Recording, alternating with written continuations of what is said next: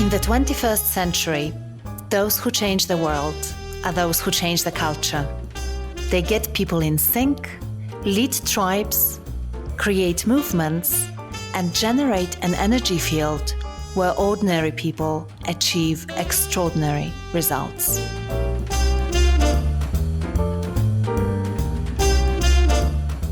If you state as an organization, let's say you want to be customer oriented, so you want to have the customer first in every decision you take, then you have to drive that. And there has to be a power push behind it, because you have to get rid of all the procedures which are in the way of this target or this purpose you set out to reach, right?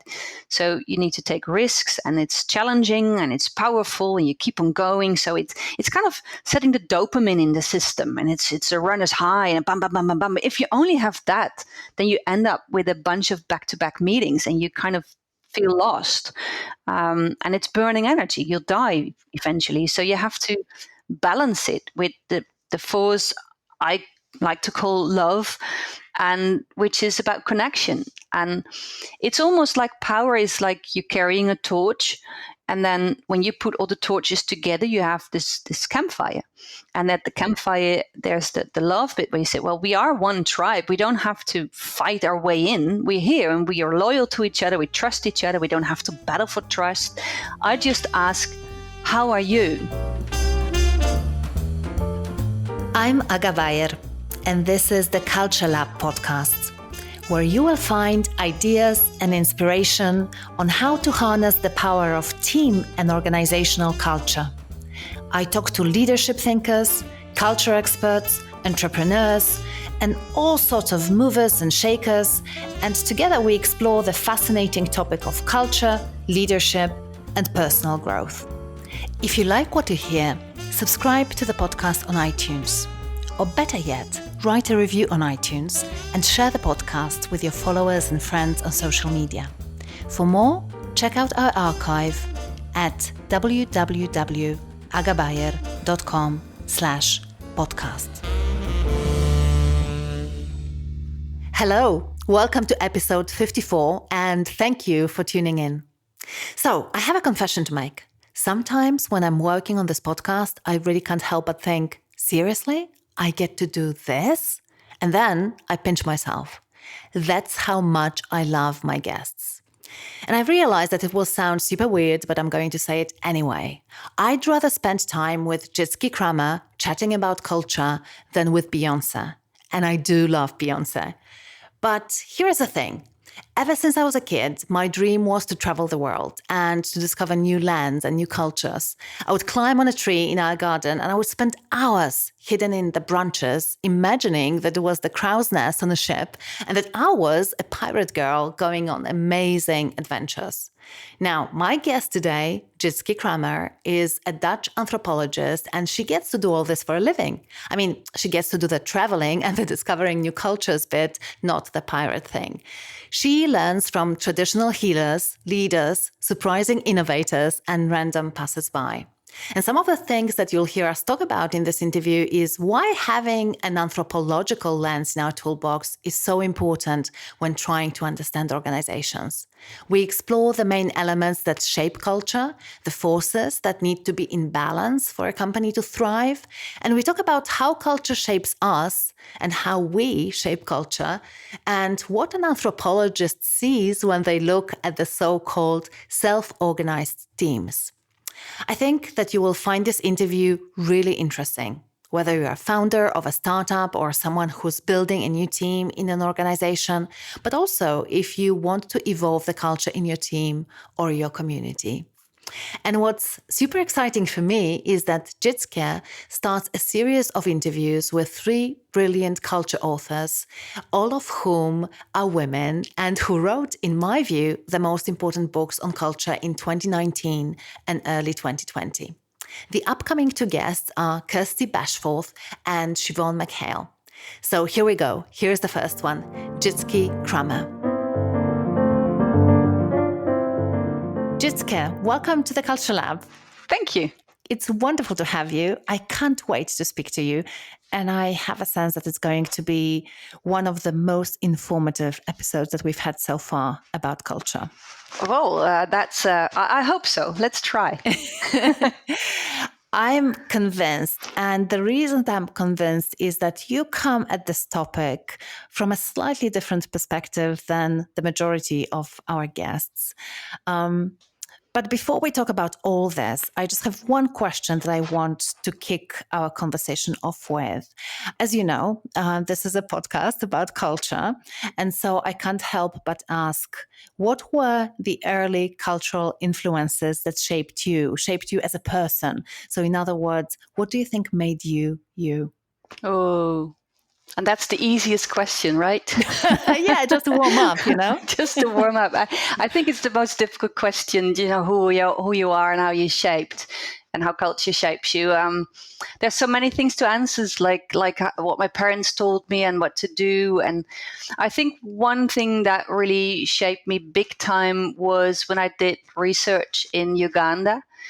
6 months, I was out of my cultural context, the context I knew, and I was on my own doing research with different theatre groups in different places in Uganda, and I remember that I wanted to go and visit one of the theatre groups, and they were far away, and I went by bus and by moped, and I walked, and I knew that at one point I couldn't go back because it was too late, but I knew there wouldn't be a hotel or there wouldn't be anything.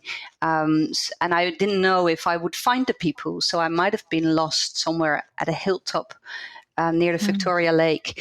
But I kept on going. And in the end, I did find the people I was looking for. And on a personal level, what I learned is that, most people, they're good. So trust the communities, trust people, they'll help you out. And in this case, they provided me with a room, I could sleep, we had good conversations and long-time connections. And many times we taught that, with strangers, be aware or take care. And I don't know why. I think we find it very difficult to deal with strangers for some reason. Yeah. But they're just people. Yeah. It's a theme running through these interviews. And I think that broadly, you can really almost divide the world population into those people who believe that the world is a friendly place and that humans are intrinsically good, and then the group that is slightly more cautious and feels like maybe the world is not an entirely safe place to live in. And of course, in between, there are a lot of shades of gray, clearly. But it's interesting because, so you're coming from this place that people are inherently good and deserve trust. Mm-hmm. I think so. And at the same time, it's a paradox because people also like to work. Well, if you'd ask people, what would you prefer, work and live in peace and harmony, or work and live where there's conflict, arousal, rebellious things and things going on? And if you really ask them, most people in the end choose for the rebellious, warlike environment because harmony and peace is just very boring. So when, I don't know, in my family, when it's nice and things are going smooth, it only takes a short period of time, and then suddenly someone says something which, fires everything up. It's because I think we want both. We want peaceful and nice, and we are very willing to connect with others. And we are curious, and we want to be together. And at the same time, we want to be alone. We want to stand out. We want to have our way. So I think we as human beings, we need to battle with all sorts of dilemmas, and how we find the answers to that makes our specific culture. And if I think personally, yes, I do think that if you leave people alone for a little bit within clear boundaries, and that's where the trouble is, but within clear boundaries, we tend to do good. I mean, people don't start a working career wanting to be the pain in the ass of the office, So I think people naturally want to do good. You just need to put a certain type of rules in place, and that's fine. But if there's unclarity on the rules, and if there's unclarity on the ranking system, and how I can be the leader, who's deciding what, I think then we can become very nasty. Yeah, absolutely. And it's interesting clarity, right? I remember recently hearing Brene Brown saying that clarity is kindness. And I can't agree more with that because, as you say, when you have that clarity, it really can help people to show up in a really positive way. But in an environment where there's too much ambiguity, then we don't tend to be able to bring our best selves to work that easily. No, it's a scary place if that's the Yeah. case. Yeah. So before we dive into the topic really deep, I want to build just a little bit of context for our listeners and for this conversation.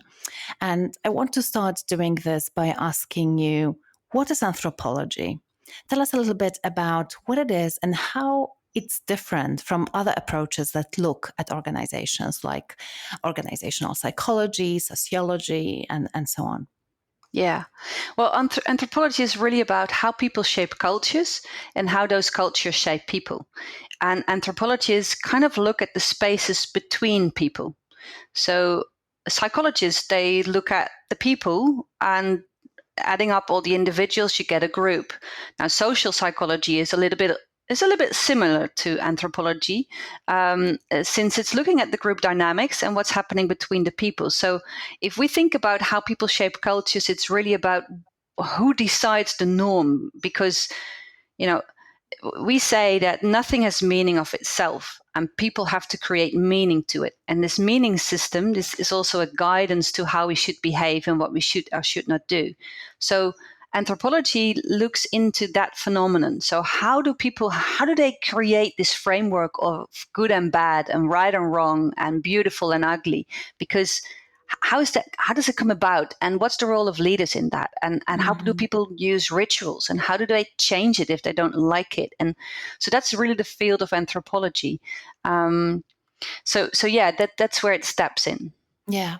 And as an organizational anthropologist, what do you look at when you look at an organization specifically? So you say you look at those spaces between people, between individuals. You look at those rituals and how meaning is being made and who is making meaning. What else are you particularly tuned into when you want to understand what the current culture is like? That's a very broad question.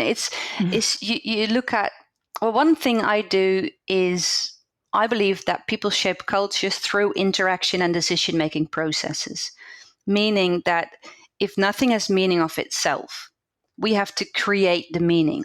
And the meaning can be anything. A building has no meaning in itself, the behavior not. And we can only create that when we meet. So that's where the interaction processes are vital. So when I look at a culture, I try to understand who's interacting with whom. What are the power balances? Who's deciding what? Because culture shapes in interaction and decision making. Because if we have all the possibilities at the table, then in the end, someone needs to decide this is what we're going to do, this is good and bad. So in the norm setting, the decision making is very important, and therefore the power levels are very important. So it's very important to look at the ranking system, the privileges, and usually we have all types of rituals to make sure that the leaders are seen as leaders, and that when there's change, we have change processes. So basically, I look at the different types of relations you can have between people, between the environment, between time, between you know Yeah. relations between relations. So you basically look at all those items. Mm. And I'd like us to talk a little bit more about that because that's I found in your book, The Corporate Tribe, really interesting. That part about relationships and how they shape culture.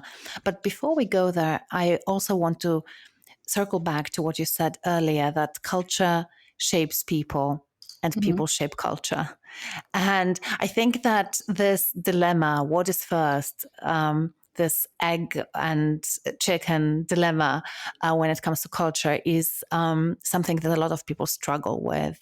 So I'm wondering, how would you speak to that? And in a way, what's more important, or who prevails? How does that dynamic play out in organizations in your view? Well, one thing is that this dilemma is linked to the academic debate on nature nurture. So how much is you're born with, and how much is shaped through the interaction with other people. So yes, there is characters and DNA which we're born with, and there is shaping, and the shaping starts very, very early on. So I many times give the example that, are you aware that you tend to hold a baby girl differently than a baby boy? And most people are not aware of that. It's just a baby. But when you realize it, then not everywhere, but here in Holland and I guess Western Europe, America, you tend to pick up a baby girl slightly softer, and you tend to say she's so cute, and with a baby boy, it's somehow we shake it a little bit harder, and then we say it's a good boy, or our voice is different. So if we think just in terms of gender development, is it nature or nurture? Well, it's a bit of both, and the nurturing bit starts very early on, in a very unconscious way, and the same counts for all other stuff. So I don't know. It's apparently a bit of both, but if we look at the nurture bit, which we can influence, then it's important to realize in organizations also that since nothing has meaning of itself, you have to create the meaning together, and in the creating of meaning, you create the norms and the buildings. So if I explain how cultures are shaped in a short way, it's like you have a group of people which are together at one spot somewhere, and they have a couple of questions they have to answer. And the questions are like, how do we deal with leadership? What do we do with good feedback? How to create the customer-oriented service we want? Gender differences, all those type of questions. And somehow they find a couple of things very valuable. They find them very important, and some of the things they don't like. So these are the values. And if you have a certain set of values, then you tend to create behavior and behavioral norms which are fit with those values. So those are the norms. You've got the values and the norms. And then once you've got that, and you start building buildings and procedures, they're usually aligned with what you find important and how you do stuff. So as an example, if you think about the question, how do we deal with leaders? Then there can be a group who says, well, we find it very valuable, very important that the leaders are very, very visible, and that they take decisions and they instruct the tribe, the organization, and everyone, they know what to do. Well, if you find that very valuable, then you create behavior and norms which are aligned with that. So you probably say, well, you got to leave those leaders a little bit alone because they have to think before they take a decision. And if you go there, you do your management summary, you have a very clear one sheet, and then you explain, and they can take the decision. So when you create the buildings, they get their own office space with a big table, lots of rooms, lots of windows, and maybe their own elevator, so they don't have to move through the organization all the time, But there can be a different group somewhere else, and that's the interesting thing. This different group has a certain set of questions to answer, and the good thing is those are the same questions because we're Homo sapiens. So also this group has to question what to do with leaders, how to deal with feedback, how to create customer-oriented everything. It's universal, but they create different answers, and that's the cultural bit. So for some reason, for example, this group finds it very valuable that leaders are not too visible, that they're more facilitative, that they're more inside the tribe, and that they help others to take decisions. Well, if you find that valuable, you have a different set of behaviors, and if you create your building, you probably don't give those leaders their own office space. They're just within the group. So culture is really giving unique answers to universal questions. And the universal questions are the things every group of people have to deal with. Yeah, it's fascinating, isn't it? And I understand that one of the factors that plays a role in what meaning people are going to attach and how they are going to figure out these dilemmas is the context they are in, right? Because clearly that is going to drive what you attach value to. So your market, your industry, the context of your purpose and what you want to create in the world, I'm assuming. And I'm wondering, have you noticed any other things that have a major impact on how groups go about identifying those values and figuring things out collectively?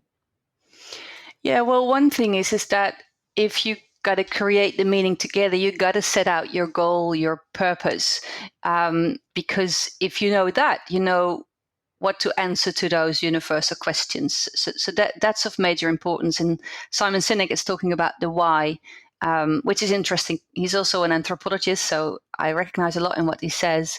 So you got to put out why you're there, and that will shape your culture, right? Because if you're a leader of a school for children, hopefully it's a different culture than when you're with the army or the police or whatever. So you shape the culture around what you're here for, what you need to do, and in that process, which is vital, is the power balances.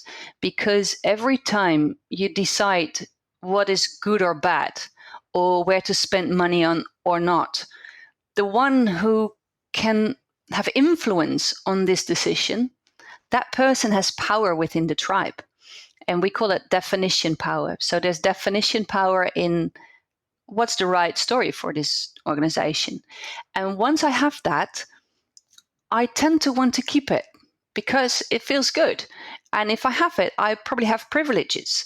So I like distributed leadership if I'm from that position, but how to be the leader, how to stay the leader. So this leadership position and everything which is around power and power distribution, those are vital issues around how we build tribes. And so, what is your view on self-organized organizations? And in the Netherlands, you are from the Netherlands, you have organizations like Boertzorg, more than 10,000 people now working in autonomous teams, and they claim, and I'm assuming that this is what happens in reality, and we've had Jos de Blok on the podcast. So they claim that they really don't have leaders in those teams. So what do you think of that? Because I've heard you say that we're human beings and human beings have a need for leadership. Yeah. So talk to me a little bit about that. Well, we are hierarchical beings, so we will build ranking systems no matter what. And in that we need leadership, and the leadership will give us boundaries and a framework. And it's nice. I know Jos de Blok personally, so we connected, and he tends to say he's not a leader, or he's, I don't know, but I think he is, and he's a very good one. So if you take out official leadership and different layers in your organization, the tribe, the group still needs leadership. And I think when it's distributed among less people, then the ones who are still in a leadership position, they need to be really good leaders. And they have to carry a story. They have to make sure that people hear the story, understand it. And they, in this case, I know Jos is doing a great deal to make sure that people still have the space to not fill everything in with all types of rules and restrictions and procedures, but to keep the space open for the daily work and to take the decision that needs to be taken. So if you would take in a organization with a lot of self-organization like Buurtzorg, and if you would just suddenly take Jos away, it will have a huge impact because this position is so vital. We all need to. So we need to have. I always like to compare it to family life because it's so easy. So I have two kids and they're teenagers, and I give them space for their self-organization, right? But I also have to give them boundaries because some things they're not up for yet, and for instance, if in our household, I do the shopping and the cooking, and we share a little bit of that, but I'm absolutely the leader in that. Now let's assume I decide that would be a self-organizing system from now on. So I'll go to my kids tonight and I say, well, you know what, this is the budget for this month. Good luck with it. It won't really work, will it? So I have to set some boundaries. I don't spend it on this, on that, and because I know this, and then you create space and people can take their decisions. But it's always a dialogue and what is needed. And I don't believe in self-steering or self-organization as a holy grail. I think it's one of the ways to deal with leadership. So if we think about the question, what to do with the leaders, that's a question which is there in every tribe, because we're tribal beings and tribal beings are looking for leaders. But the question, how to be the leader and how to shape your leadership in connection with others, that's a very important one. And if I decide to have more autocratic leadership, then I need to be aware that I might lose out on the wisdom in my tribe, because there's so much potential and I might just take decisions without asking others. And usually that won't give the right quality of the decisions in your tribe, and it will create a lot of arousal because people are just not happy with your decisions. So they sabotage and they'll make jokes and they gossip and they find their own ways without telling you. So yes, there can be autocratic decision making, which is good in some situations and is very bad at others. And you got to get your timing right. And at the same time, you can have very facilitative leadership. In other words, others can take their own decisions. And then you actually also have to support decisions they take. And I come to a lot of organizations where they say, okay, we want, to have the leadership of the decision-making power at the right place in the organization. And then people start making decisions and they say, but it's the wrong decisions. So yeah, but you ask them to take their own decisions. So there's also this constant dialogue on who's deciding what and who's setting the norm. And that's where I think also why a topic as inclusion or diversity, agile, all these kind of topics are all linked to what's happening at the border, you could say, at the boundary, at that zone in which we don't know, in which we have different views, in which you have different interests, and that's where the culture shaping is taking place. Yeah, I love that. And there's so much stuff that I want to unpack there. But the thing that strikes me as really important is, as you said, holding that space, creating room for these conversations to take place and being inclusive in those conversations, and making room and creating that space, as you say, requires setting boundaries, some sort of boundaries. And again, I think that for a lot of people, and maybe for a lot of our listeners, when we hear boundaries, people sometimes have mixed feelings. It can feel constraining. But actually, and I don't know if that has been your experience as well, it can be tremendously freeing as well when you know exactly what the boundaries are. And then within those boundaries, you have the freedom to take your decisions. Is this your experience as well, that people tend to be freed up when they know exactly where the boundaries are? Or what are you seeing in organizations? There are so many detailed answers I like to give to this. So yes, if there is no boundaries, no one knows what expected of them. No one knows the exact budget. No one knows. It's a frightening place, and it will freeze people up. So that won't be good. If you set boundaries without consulting with the others, understanding what their needs are or what the customer needs, and you just set boundaries because of your, if in terms of leadership, because of your need of control, then it's a very scary place. Because it's almost like dictatorship. You just set the boundaries, and then it's a restriction, and boundaries are constraining. But so we can't live without them, and if we have them and they're too strict, we're also challenged. So the thing is that we have to set the boundaries, but in preference, in cooperation with the people who need to work and live with the boundaries, and that's yeah, that's where it's all happening. So it's in the relation with others, in the relation with tribes, and that's where the conflict is.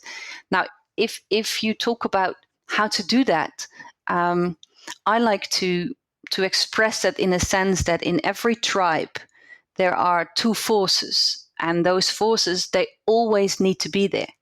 And if you miss one of them, then the tribe is in big trouble. And if you dismiss one of them, it's also bad. And the balance you have to take is between one is the force of power, and the other one is the force of what I like to call love. So the power force is where you set boundaries, is where you set goals, is where you are normative. You say, this is our tribe, this is how we do stuff here. And it's a paradox, because let's say you want to have an inclusive tribe in which people are open-minded and they listen to each other. Then you actually say, if you're not open-minded and if you don't listen to me, then that you can go. So it's a strange force where you have to set the boundaries in order to have freedom within. There's no freedom without boundaries. It's a very difficult thing to grasp, but that's what it is. So we have to have this power force, and this power force is also kind of a bit rebellious. So if you state as an organization, let's say you want to be customer oriented, so you want to have the customer first in every decision you take, then you have to drive that. And there has to be a power push behind it, because you have to get rid of all the procedures which are in the way of this target or this purpose you set out to reach, right? So you need to take risks, and it's challenging and it's powerful, and you keep on going. So it's kind of setting the dopamine in the system, and it's a runner's high, and bam, bam, bam, bam, bam. If you only have that, then you end up with a bunch of back-to-back meetings, and you kind of feel lost. And it's burning energy. You'll die eventually. So you have to balance it with the force I like to call love, and which is about connection. And it's almost like power is like you carrying a torch, and then when you put all the torches together, you have this campfire. And at the campfire, there's the love bit where you say, well, we are one tribe. We don't have to fight our way in. We're here and we are loyal to each other. We trust each other. We don't have to battle for trust. I just ask, how are you? And I listen to you, and I promise I'll really listen, and I'll express my feelings, like what you do at a campfire. Is I feel bad about this, and then you don't have to fight. It's not a bullet point. So it's not a bullet point meeting. It's really about who are you, and that's where vulnerability takes place, and you shape and reshape the story. So, but if you only have this, if you have this really nice, here we are, then you tend to forget that there were goals, and you have to stop the campfire once in a while and start running again. So every tribe has to deal with those two dynamics, so those two forces, and the dynamics which pops up, or the rhythm. That's a unique answer to a tribe. But if you lack one of those, then you're in trouble.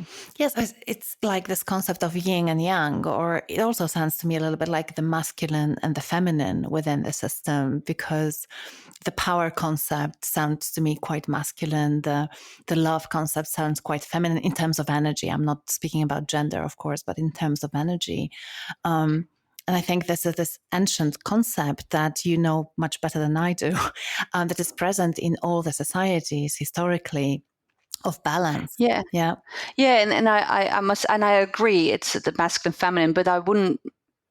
One thing I strongly think is that the feminine power is a different power than the masculine power, but they both have power in themselves. And the masculine love is a different one than the feminine one. But if we divide them in like feminine, masculine, and then before we know it, we're in a gender issue, and then we think men can only do the power thing and women can only do that. But it's not the case, because just wait and see what happens when the feminine power steps into an organization. I really can't wait, and I think a lot of people can't wait for this to happen. And that's not linked to women, especially. It's interesting. Yeah, it is. So that's a really important point to keep in mind, I think, for our listeners, that there needs to be balance between those two energies. And I want us to move further along in terms of how to shape culture, how to be intentional about it. And then, what do you do at an early stage of an organization's life? And then what do you do when a culture is already well established? And I know from our interactions with a lot of listeners that we have quite a significant group of people listening to this who are entrepreneurs and founders of companies. And they are very eager to learn, is there anything that I can do intentionally and very consciously to cultivate the sort of culture that is going to help me to bring my vision to life and this purpose to life, this why, and so on and so forth. So if you could give them a little bit of pointers of what are the important things to make sure that they have in place to set good foundations for a healthy culture, what would those pointers be? So then, in that way, we kind of talking about culture creation. Mm-hmm. So it's almost like you've got a plan, you've got a product or a service or anything, and you want to start your business, right? That's what you mean. Yeah. And then, well, the first thing is to be aware that you are the founder, and that all your ways of looking at the world, your frames of good and bad, and right and wrong, and beautiful, ugly, and your all your own beauty and your own annoying things, which you probably have, they will be amplified within your organization. Mm-hmm. So if you are, as a person, nervous about, I don't know, letting go of control, for instance, before you know it, you hire all people also nervous about that because it feels good. They're being in control, you know. So and in a way that's good because you want to have a click with those people and you want to create together, but you got to be very aware of which of your personal culture, you could say, your character, do you want to have been amplified within the organization, and which one should be counterbalanced. Mm-hmm. So one is it being very aware that if you know that you're too much in control, for instance, that you make sure that that one is balanced by people who are less control freaks, so to speak. So being aware that we're all a package of dilemmas. Like I want to look at the individual, I want to look at the group, I want to look at the task, I want to look at the relationship, I want to have autonomous people, I want people who are more into the collective, all these kind of things. So as a founder, be aware what your needs are and make sure that when you recruit people you work with, that there is the right mix. So have the right diversity early on, so you shape it. And in your own story, what is it that you put forward? So what are the wordings in why you want to do the business? And if you look at the verbs in those sentences, they will guide who you hire.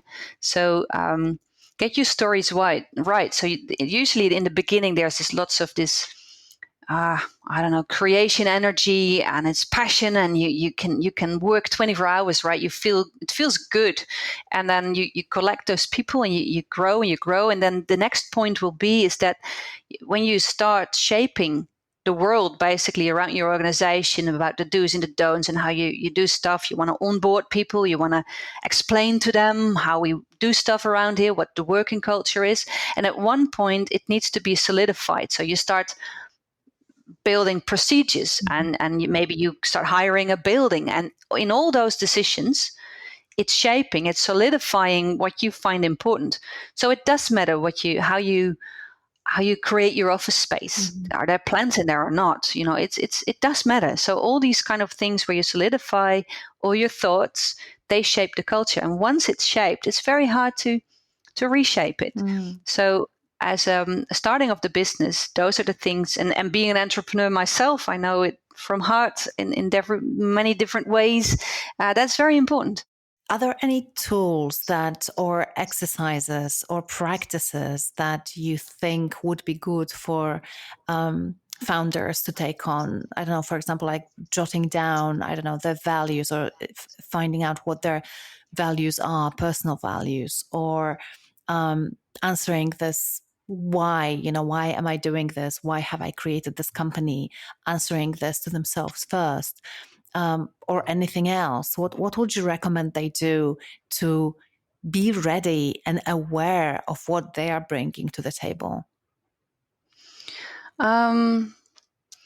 There are so many things. I'm thinking now is one of the things which might be helpful is it's a schedule. It's developed by Edgar Schein, who is a social psychologist, and it's very linked and close to anthropology. We had him on the And podcast as well. So for our you listeners, had they can go okay. back and listen to Ed's interview as well. Yeah, please do. And he's talking about there is one part of it which is about what is your mission, your goals, your targets, the things you need to reach that, correction strategies and all that. And we tend to think that that is not culture, that's outside of the culture, but that's where culture solidifies. So it's very good that every time you choose to set a target, you're shaping the culture. And then on the way you shape it together, the way you deal together is which language do you use? How do you set the group boundaries? So if you invite people for a meeting, who do you invite? And are you aware of that? Because you're building kinship systems. Who can be at the dinner table with the parents? It's the same. Think about families. If you have a meeting, who do you invite to the meeting? And if people are not invited, do they feel left out? So group boundaries, setting the group boundaries right is very important because it's linked to the power and ranking system people feel. And if you grow as a leader, then be aware that if you show your friendship with a couple of people, it will have a huge impact. So everything you do will amplify to the tribe. So I don't really have concrete tools or tips and tricks, but to me it's very important to be aware on how people shape cultures and all these aspects, and that every time you decide something as a leader and you express it as a good or a bad thing, you're shaping the culture.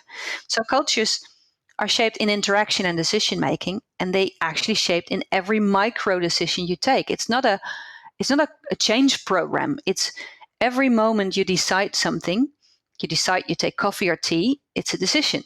And even if you take tea, I think you take about 30 decisions to make a cup of tea, which is very interesting. So every decision you take, and the other thing I think to be really aware of as a founder is who will you consult? So what are the things which you feel people are able, or they are allowed to have a conversation about? They can join in the talking about how stuff should be done. And at the same time, how much are they allowed to take the decisions? And as a founder, there is bits and pieces where you say, okay, this is cool. You can decide how you do this. And there are certain things which you want to decide yourself because you have this story in mind and you have this purpose you want to reach. And you want to share your passion with that. So again, here's the question, okay, who's setting the boundaries? There needs to be boundaries, and how much freedom is there within the boundaries? And I think from a founder perspective, there is this moment where you gotta let go. And if you're too late, then the tribe they will just be too dependent on you. And so letting go and stepping in, that's the balance which needs to be addressed again and again and again. And I suppose also having the clarity, really, which are the issues that you absolutely feel like you want to be stepping in, because they are those issues that can make or break your organization, especially culture-wise. And then what are the other issues that you want people to have some space to take their own decisions and have the freedom. I love Absolutely. that. And then it also becomes very important, how do you deal with the conflicts or debates which will arise? Yeah.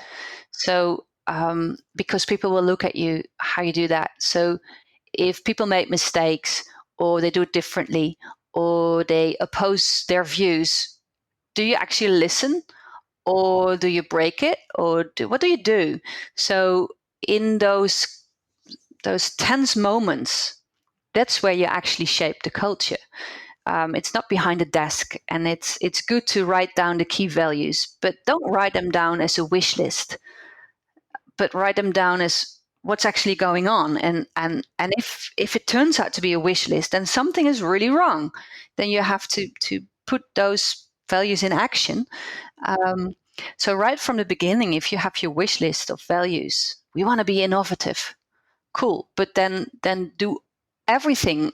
Take all the answers to this. This is how to be innovative, and then everything you solidify needs to be aligned with that. Totally, yes. And I think I use a slightly different word for this, but it's exactly the same thing. What are the critical moments?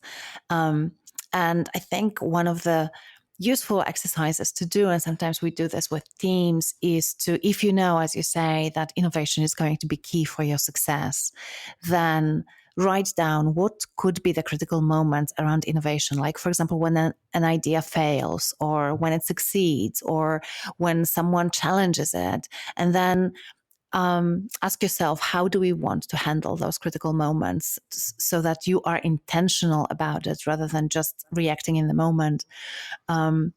Because sometimes, and I think it goes back to the founder and the fact that they're just a human being and they are not perfect. And sometimes it can happen that you are this control freak that you mentioned before, but you don't want to be. And so I think it's an important piece to know, how do I want to react? Because as you say, it's going to be magnified. Whatever I do in that moment, people will watch me, and probably they're going then to behave in a similar way going forward. Yeah, and that links back to how do people create cultures and how are they shaped by culture, is that we copy people. So how do people learn how to behave? Well, they copy their parents, their leaders, their ones in a hierarchical position, because you know that if I copy that behavior, I might become important in this tribe as well. Totally. Plus, I'll stay out of trouble. Yes. So so it's not just a management tool to say, well, be aware because people copy. No, it's just what people do. Yeah. So, and they copy what you do and not what you say. Absolutely. So, yeah. So I want us to talk also about something that I know is really important for you in your work at the moment. And it's wonderful to see that your work is evolving and you are going to a slightly different space. And we had this conversation before we start recording about how you had a book that, in a way, wanted to be written, you didn't plan it. And if I understand correctly, but I want to learn more from you, it's about this culture of inclusivity, and the title is Gem Cultures. So basically, tell me a little bit about why this topic became really important for you and what gem cultures are. Well, to me, it's interesting, the question how to shape cultures. And I'd like to look at cultures which are strong. So strong cultures, how to shape strong cultures. And if you look at tribes across the globe, they're strong when they have good mutual relationships. So they feel strong when that the information can float through the tribe, because then you can use the whole potential of the tribe. Because if you think about the group, your own management team or a department or your whole organization, if you put everyone in the room, how much potential is in the room, how much knowledge, wisdom, characters, qualities, how much potential, how much issues could you solve together? And the answer is huge. And then the next question always is, so how much of that potential are you actually using on a day-to-day basis? And that's usually not that high as it could be. And basically, this is the question about inclusion. So Gem Cultures is a book which is written about how to create inclusive tribes where we can use each other's talents, where people feel at home, where people feel safe, so they can contribute to the potential of the tribe and the bigger issues. And that asks something from leaders. And so inclusive leaders, they do this power and this love, and they set the boundaries, and they open up, and they create freedom, and they step in when needed. So the book is really about how to create an inclusive tribe in which is not only safe for diversity, but we can actually use it and to build sustainable relationships. And in doing that, you're ready for every change in the world, because most organizations at the moment, they want to be agile and innovative, and they want to deal with the VUCA world and use all the technologies which are there. And then everyone says, but in the end, it's a people thing, and we have to cooperate. And that's right, and we're tribal beings. So how do tribes deal with diversity? And tribes which are bad at doing that, they tend to extinct. They die because they implode or explode, because people are different. We all have different thoughts. We all have different upbringings. Our clients are different. We have different competitors. And are they competitors? Or are they people we can work with? So yeah, how to deal with the differences. That's what the book is about. It's an interesting balance, isn't it? And this is actually where a lot of my work recently has gone into as well, this space of fitting in and fitting out at the same time within the tribe. And it's interesting because looking at organizations and the data that we have collected, we see, of course, that there is a vast majority usually of people within a tribe or an organization, a group, who to a great extent they are fitting in the sense of following the unwritten norms and taking similar assumptions and so on and so forth. But of course, you can't just rely on that, because as you say, if you keep doing things in the way that you used to always do them, then eventually you are going to drive yourself off the cliff. And the reason for that is that the context is changing continuously. And nowadays, futurists say that actually the next 20 years are going to bring more change to humanity than the next 300 years. So this speed of change is exponential, really. And I agree that without a culture of inclusivity, we have absolutely zero chance really to survive, not to mention to thrive as organizations. Yeah. Yeah. So Yeah. if you were to give three areas or three tips to our listeners, to the leaders in organizations on how to cultivate a culture of inclusivity, what should they be focusing on? Ooh, I three know areas. it's a hard question to Yeah, I thought the come up with. first one was difficult, but this one is really three areas to look into. Well, I already mentioned the area of the power, right? So there's the power balances, which are definitely there. So who is defining the norm? And I like the sentence boundary spanning leadership. Mm-hmm.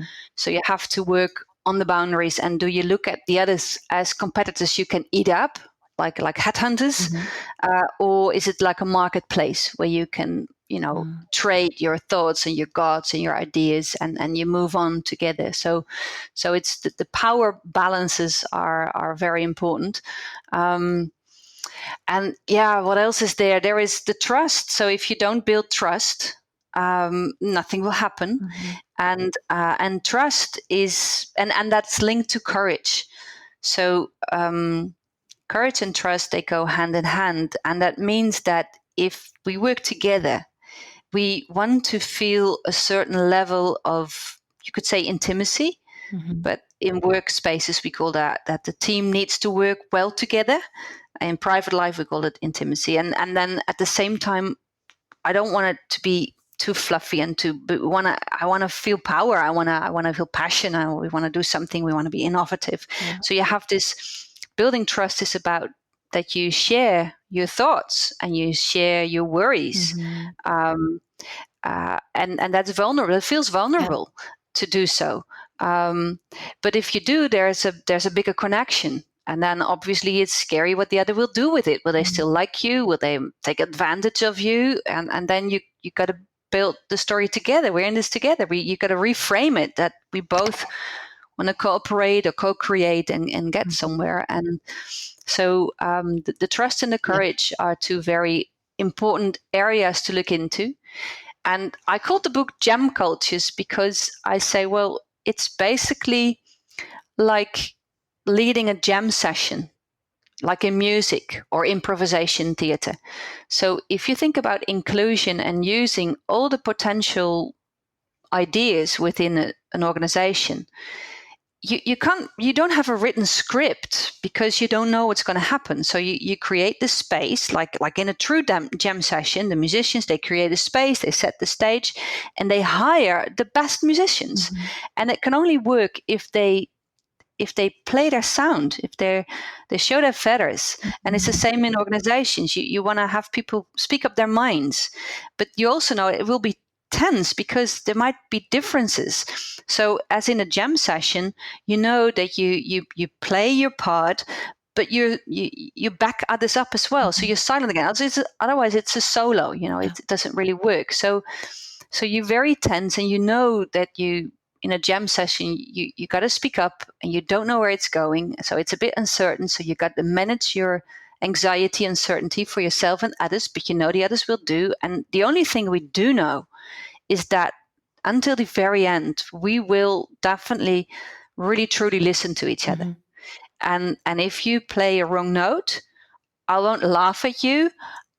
Because we're in this jam session together, I'll just make sure that your note sounds fine. That's what musicians do, because we make it to the end. And then when we get off stage, so in terms of organizations, when we get backstage, we definitely have a good word. When you did something wrong, I'll say, stop it, or I didn't like that. And that's where we grow together. And I think that's what's needed. I really love that analogy because there's so much there in terms of what that culture looks and feels like, right? So many of those things that you have mentioned, and the listening and the having each other's backs, and I think this bias towards action rather than just conceptualizing things and thinking and planning all the time. So playing together and having joy and being co-creative. I love that. I can't wait for the book, and I definitely recommend the readers reach out and get it. I think it's coming out very, very soon, right? 11th. Well, the 11th there will be even another book. But this book is out in Dutch already, but it will be available in English the first or second quarter. Fantastic. And then in November there will be a new book, but that's a long story. That's about voodoo, and my experiences in how you get to know yourself when you're confronted with things which are really different than what you know. So, and it's in line with what is inclusion and how you deal with differences and otherness. But Jam Cultures, for the Dutch listeners, it's already out, and for the English ones, Fantastic. It will be. And so the book that is coming out on the 11th of November, what is the title of this one? That one is called Voodoo. Voodoo. Okay. Yeah. Yeah. So and with voodoo, we usually think about puppets and needles and zombies. And scary stuff, black magic. But for Voodoosi, the people who believe in voodoo from Western Africa, it's anything but that. So I got connected with a voodoo priest, and he was very upset that for his personal religion, it was seen in such a negative way. You could say, upset that they had a bad image, you could say, which popped up because of our history. And he said, would you please come and I'll show you what voodoo means to me? And that's the type of question you only need to ask to me once. Yeah. I went to. This is fascinating. And we need to do another podcast just talking about your travels and what you've learned from healers and voodoo masters and so on and so forth, because this is fascinating to me. So yeah, we need to rebook you. Definitely. That would be wonderful, for another conversation about that. Because I think one of the things that you say, and I completely resonate with that, is that the problems that we're grappling with in our organizations today, they seem unique, but actually humanity has found ways to resolve them hundreds, if not thousands, years ago. And so we need to start learning from our ancestors and from tribes and communities in history. And I think this is what you are doing, right? You are traveling and trying to decode how they tackle an issue of being a virtual team, like with nomads, for example, and other challenges like that. Yeah. Yeah, it's true. And I think that upcoming there is lots of changes, and that they're fast, yes, but as mankind, as humankind, we already, there were empires which came up and died, and we had lots of diseases fluttering around and lots of people killed, and we know how to deal with setbacks as humankind. And if you travel, and that's what I do, I do travel to different places and learn from the hat hunters in Borneo and people selling carpets in Iran and different places, Las Vegas, to understand marriage rituals, to help organizations go through mergers in a better way. So I like to learn from that. And if we look at how cultures change, so we talked about how to create a new culture, but if you go through change, we tend to think in business life that it goes from A to B. Like there is this setting, you create a good kickoff session, and that's it. And then we're very surprised that it didn't work out. But if you travel and you look at how tribes deal with change, and in family life, we tend to know how to do this, we know that we change in 3 parts and not in 2. So you've got you've got the situation as it is, and then there is this huge change, not like the subtle ones, but the huge changes, like the transitions. Then you separate yourself and the group from how it is now, and you go into the transition phase. And anthropologists, they call it the liminal stage. It's the stage in between. It's between the borders of the knowing and the not knowing. So this is where you are betwixt and between. And in this transition phase, it's chaos, because culture shapes our world in what is good and bad and all that. It gives us frames. But if we go through transition, then people are confused. They say, but so who's doing what now? And I don't know, where is it going? So in this confusion, we tend to stop all types of training courses and management development, because we'll say we'll restart them when we know where we're going. Yeah, which is exactly the worst thing that you can do during that That's stage. the worst thing, because if you remember that people shape cultures through interaction and decision-making process, this is the moment for the interactions. So, and then you move on to the third phase, and then you reintegrate the new stuff. So people change in 3 phases. And in this transition, in the liminal stage, you kind of need different types of leadership. And we also think that one leader can do it all. It's not the case. And if you break that down, when I was in Togo with the voodoo priest, I asked him, what is your connection, and how do you work together with the chief in the village? Because they're both very powerful. And he said, well, the chief could be our CEO, our CFO, our leaders. They're like the mayor of the village, or the mayor of the organization. When there's trouble, they organize, and they make sure that people have the stuff they need. And when there's conflict, they make sure it's settled, and they handle the day-to-day business. But when something extraordinary happens, so there's disease, or people are not sure where they're going, or they would go to the shaman, the magician. And that would be, in this case, the voodoo priest. And he said, I said, well, so what do you do? He said, well, my main task is to hold the soul of the tribe. And I love that. So if you think in terms of organization, then your mission, your vision, your purpose, all these kind of things, they're like the soul of the tribe. And if you go through a change process, we say, oh, everything got to be different. We got new technology and we put it in place. You're basically changing the whole story, and you're reshaping it. And that's an extraordinary moment. And that's where we need extraordinary leadership. And anthropologists would call it liminal leadership.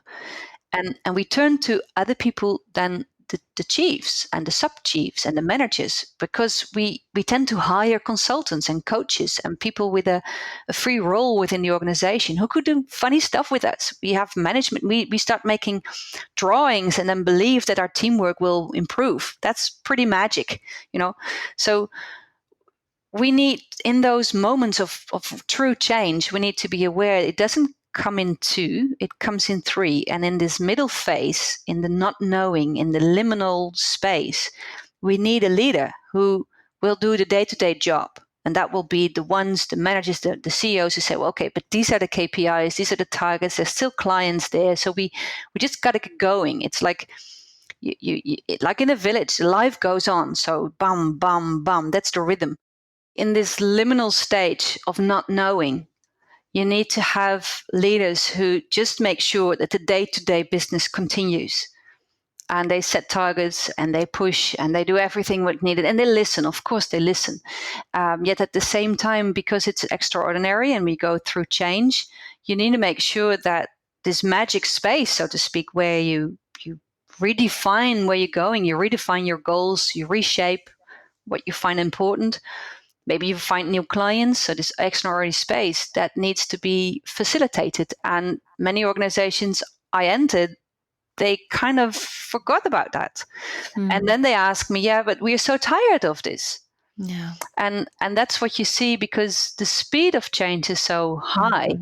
People say we're tired of change. Can it just stop? And then the answer is no, it's get used to it. But then again, if we learn from what we as humankind do to deal with change, we ritualize everything.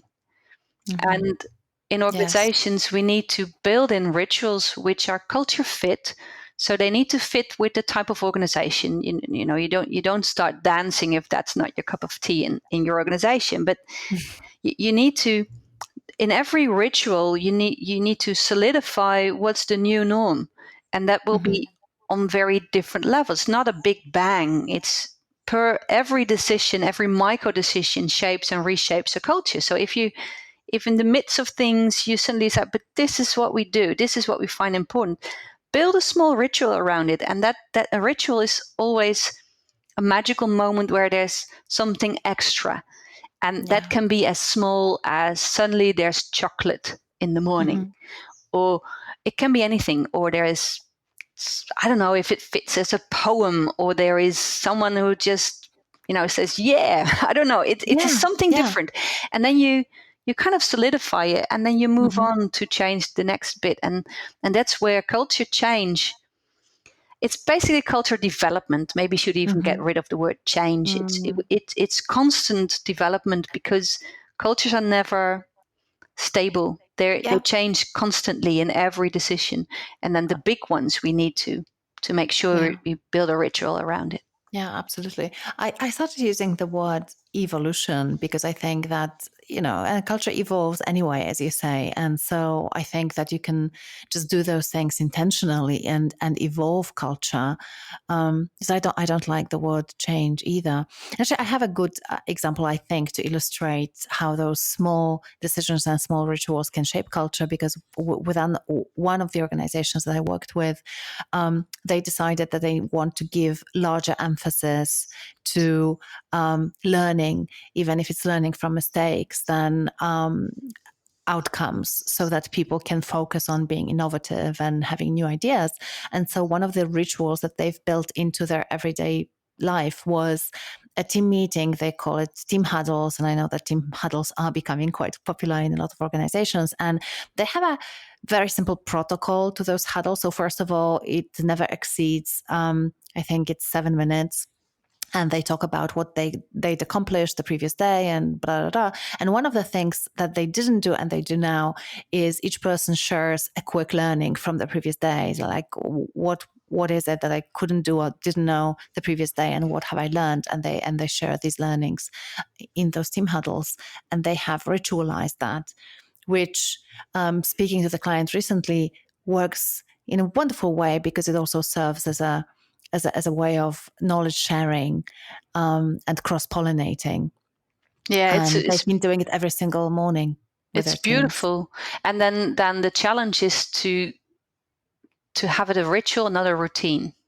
So when it Absolutely, yeah. moves into a routine, it's still good, but it moves into the day to day. It's out Yeah. of the extraordinary. So rituals are always something extra. Yeah. So help us understand, because that's actually a very important point. So what is the difference between a routine or a kind of a habit or and a ritual? Um, well, a habit or a routine is something which just keeps coming back. And you can have a nice morning routine. And we tend Yeah. to say, well, I have a morning routine, which is like a ritual. Yeah. Like I meditate, I I meditate, have, I go etc. for a run, blah, blah, blah. Yeah. Yeah. And then we're just annoyed when our routine is broken because I have to do something different. But within those routines, there are many times there are certain moments or activities which have this something extra. It has a magical feeling.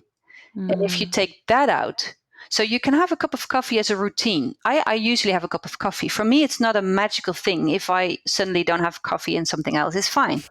But for others, it's not just a cup of coffee that they're drinking. It's they having this moment. This is more magical.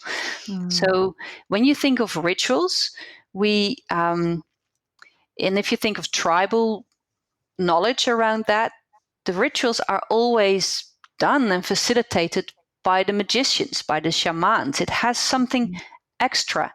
And otherwise, if you lose out the extra, it becomes a routine. So you can Right. have, like if you think about the Christmas dinner, it's there every year for most people, and you have your family, and it's a routine or it's a ritual. If it's a routine, you just come and it's again last year, blah blah blah, and it's good. And if you miss it, you don't like it, but it's fine. But if it's a ritual, you stage set it. You make sure that everything fits. So you have the invitation, and it fits with where you're going to go. You make sure that the kinship that everyone who needs to be there is invited. No way you forget someone, and it fits in a bigger story. So it's not just that one-off thing. So if you think about the team huddle, it's not just another team huddle. It fits in the story with us. So it feeds the bigger story, and we feel connected through that moment, through that activity, with the whole purpose of the tribe. And then it's not just a thing. You cannot skip it, and the ones who are facilitating a ritual, usually they have this extraordinary power. So they can be the team leader, it can be someone in the team. But if it's a very, very different situation, so it's not just the every year Christmas meeting, but it's the in 20 years time, there's this special moment where we have the Christmas dinner. You'll make sure that everything is aligned up way more.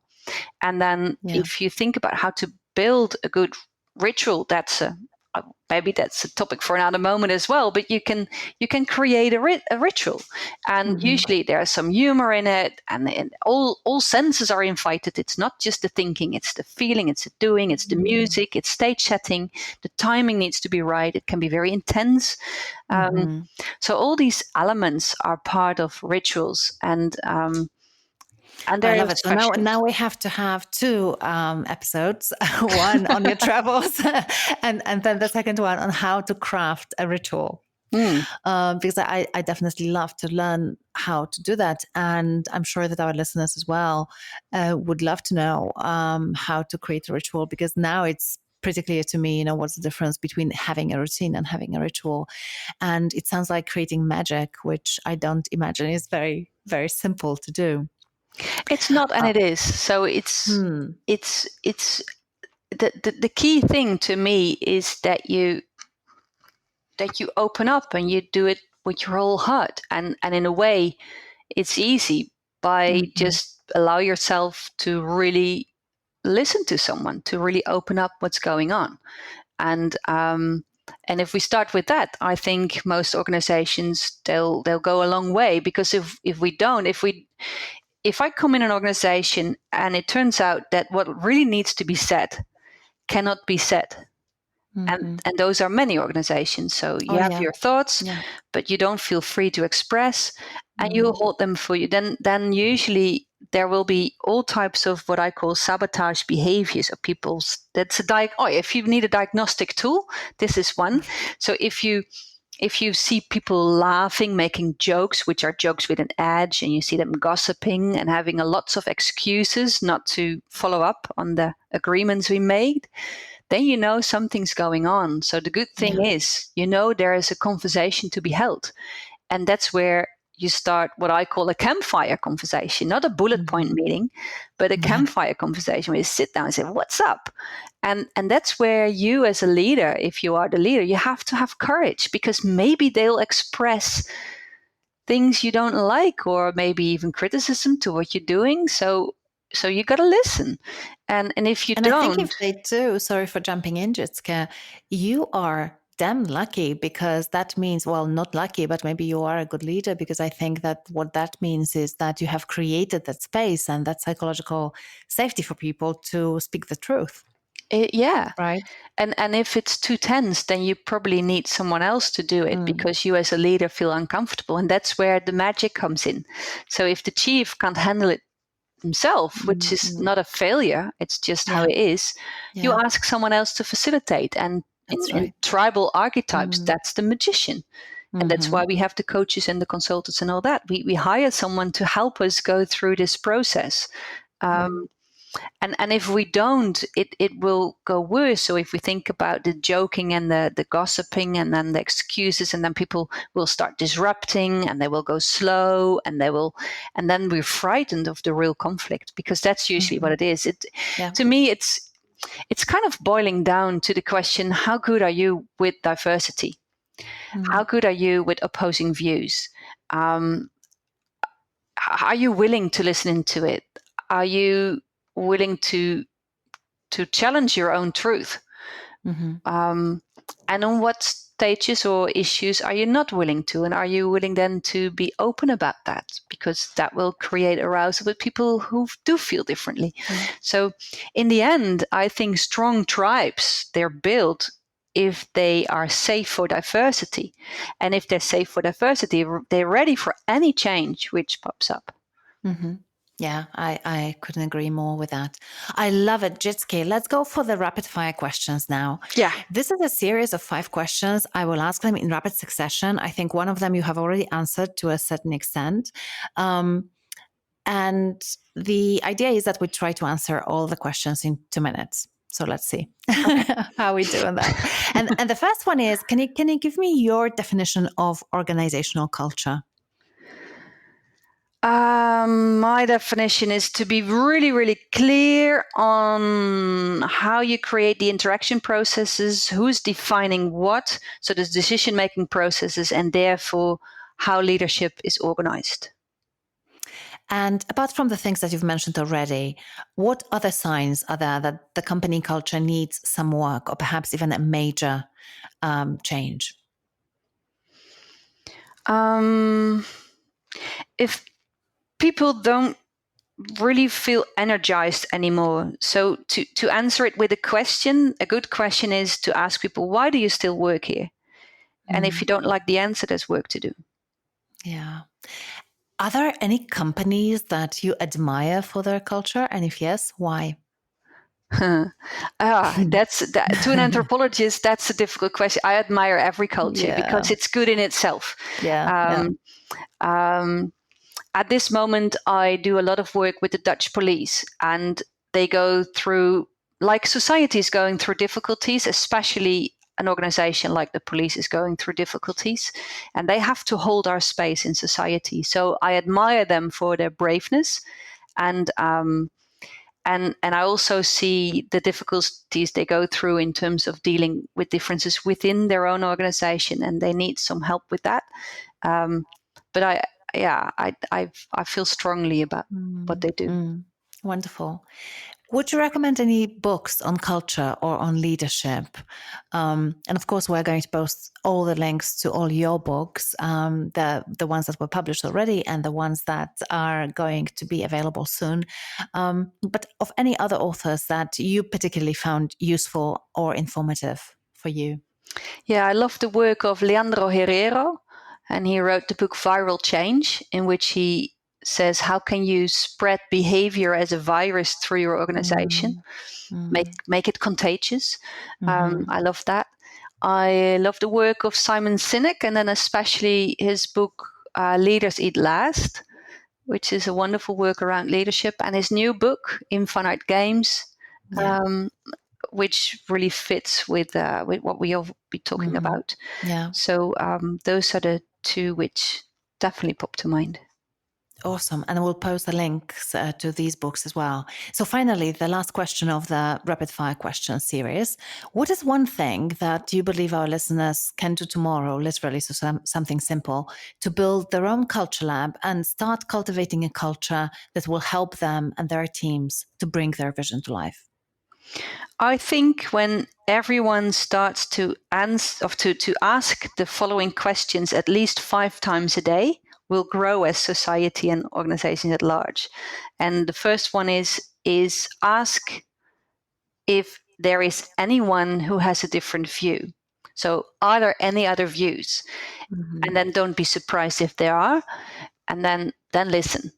And then also ask the question, who else feels a little bit like that? So you spread the different views. So you make it safe for different views. So those 2 questions. And the third question would be, if you take a decision because you have to, just ask the other person, what do you need to come along? And I think when we start asking those 3 questions and really listen to the answers and do something with it, we'll grow. I love that question. What do you need to come along? Jitske, it was wonderful. We definitely need to bring you back. I mean, it's clear, right? We have so much to learn from you. So much to cover. Yeah, so much to cover. Thank you so much for your time. Do you have any closing remarks? Are there any final thoughts that you'd like to leave our listeners with? Well, I don't know. I think the main thing is that I see and hear so many people say, yeah, but in the end, it's about people. And I just hope that we don't just say that, but act on it. So, people are human are key, and let's never forget that. Yeah. I love that. Can't think of a better way to close it, except perhaps directing people to where to find you, where they can learn more about your work, and how could they get in touch with you if they want to. Well, there's the website, humandimensions.com, where you can find me and our work. And if you Google my name, the only challenge is how to pronounce it and write it. But besides that, Jitske Kramer, you'll find lots of work. And we have a YouTube channel, which is Human Dimensions. It's the name of it. And you'll find lots of clips and movie clips and some extras there to learn more. That's wonderful. And I've seen some of these videos and they're amazing. So guys, go there and watch Jitske, also full keynote speeches as well that you have, I think, on your channel, which are great.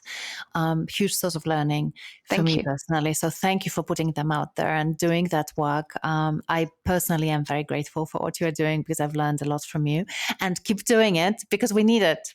Well, thank you very much. The world needs that work. Thank you so much for coming on the Culture Lab. Have a wonderful day. Thank you. Same to you. Safe travels. And I hope to see you soon. Thank you. I'm Aga Bajer, the creator and host of the Culture Lab podcast. And this is the Culture Lab team. Production manager, Lindsay Nunez. Art director, Emily Spencer. Aaron Scott, content editor. Sound producer, James Eade, Be Heard.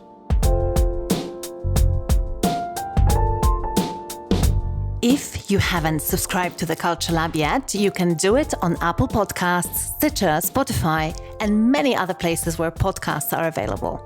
If you'd like to subscribe to my newsletter, The Culture Lab Insider, go to www.agabajer.com/podcast and scroll down to the very bottom of the page.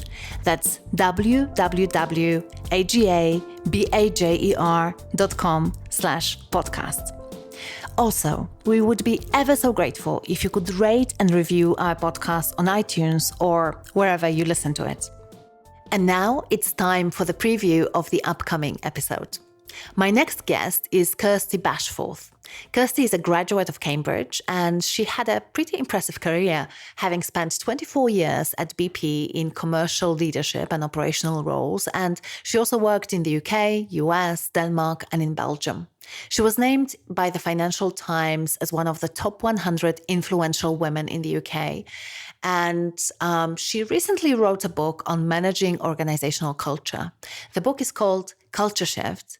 And in this short preview, she talks about the ultimate test of whether your culture evolution efforts are paying off and whether the culture is really shifting in the direction you want it to go. To really test long-term whether things have changed are a couple of things. Listen for language. Listen out for what's the chat. Are the words that you're expecting, the tone of the behavior thrown up through that language? Are you hearing it in the corridors or in the workspaces? And are people engaged in the topic itself? Does it feel to them that it matters? That's a good thing, because when you're trying to manage culture, yes, you're trying to manage it towards a destination, but you're also trying to manage to make the culture matter per se as a topic. And then I think, to me, the ultimate test of whether a culture has been shifted is when in conversation, people eventually tell you it's just the way it is around here. And the system has become the norm, and the new habits don't feel forced or practiced anymore. They are just the way it is. Thank you for listening to this episode of Cultureland. If you found any moments that were interesting, inspiring, or maybe even game-changing, please share it with someone who'd appreciate it. After all, good ideas are meant to be shared.